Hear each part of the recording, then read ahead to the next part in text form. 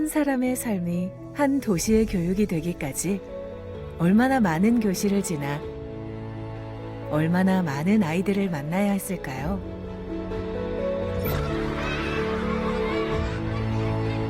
오늘 이 자리는 한 권의 책을 여는 시간이 아니라 한 사람의 시간을 마주하는 순간입니다. 25.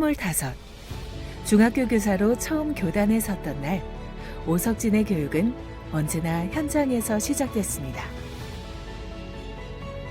일반 계곡, 특목고, 특성화고, 교실의 모습은 달랐지만 아이를 바라보는 눈은 한 번도 달라진 적이 없습니다.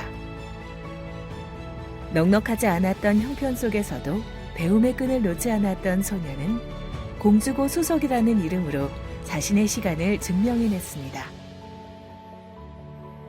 그리고 공주사범대, 영어교육 석사와 박사 과정까지 배움은 가르치기 위한 준비였습니다.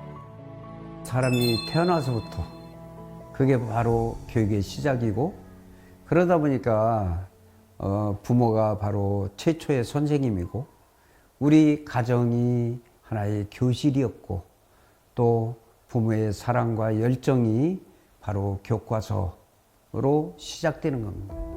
그럼 학교라는 역할은 결국 어떠냐면, 학교가 교육이 시작이 아니라 그렇게 시작된 배경서부터 해갖고 학교는 다음 관계를 계속 첨가해 주면서 연결해 주는 그런 역할을 하는 곳이 바로 학교다, 이렇게 볼 수 있겠죠.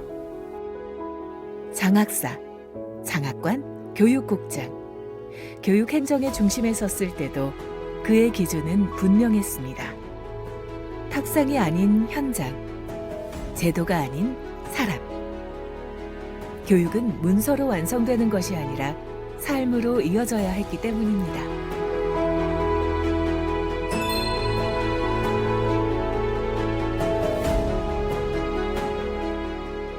항상 처음에 생각했던 건 학생이에요.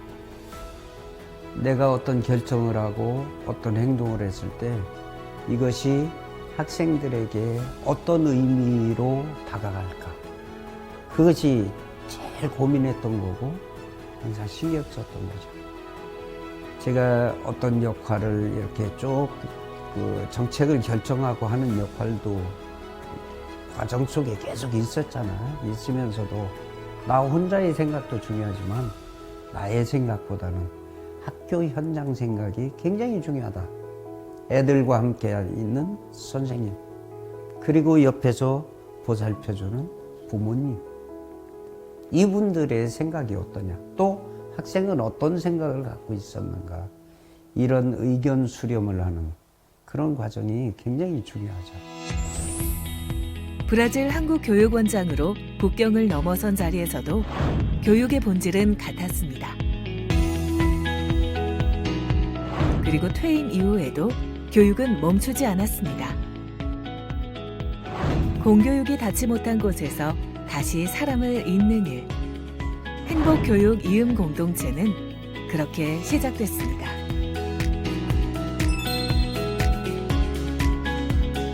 본질적으로 얘기할 때 가장 중요한 거는 우리가 사람이잖아요. 사람이 중심이 되는 교육이 되어야 됩니다. 그러니까 어린애도 사람이에요. 인격체라고. 엄마 아빠의 마음대로 하는 게 아니라 그 나름대로 인격체이기 때문에 이 사람을 사람답게 키우는 교육, 그것이 중요합니다. 중요한 속에 이제 전제되는 것이 뭐냐면 공정함이에요.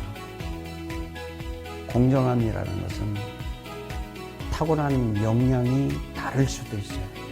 또 환경이 다를 수도 있어요. 여러 가지 다른 속에서도 그가 최대한 역량을 발휘할 수 있는 여건을 제공해 주는 것, 빠짐없이 제공해 주는 게 공정합니다. 이렇게 생각을 하고요. 그리고 결국은 사람은 성장해 나가잖아요.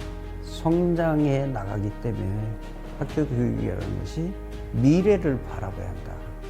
미래를 예견하고 거기에 필요한 것들을 미리미리 준비를 해줘야 되는 교육. 이런 교육이 정말 필요합니다. 사람을 키우는 교육. 한 아이도 포기하지 않는 교육. 평생을 교실에 바친 한 사람이 이제 더 큰 책임으로 다시 현장에 서겠습니다. 오석진의 시간을 마주하다.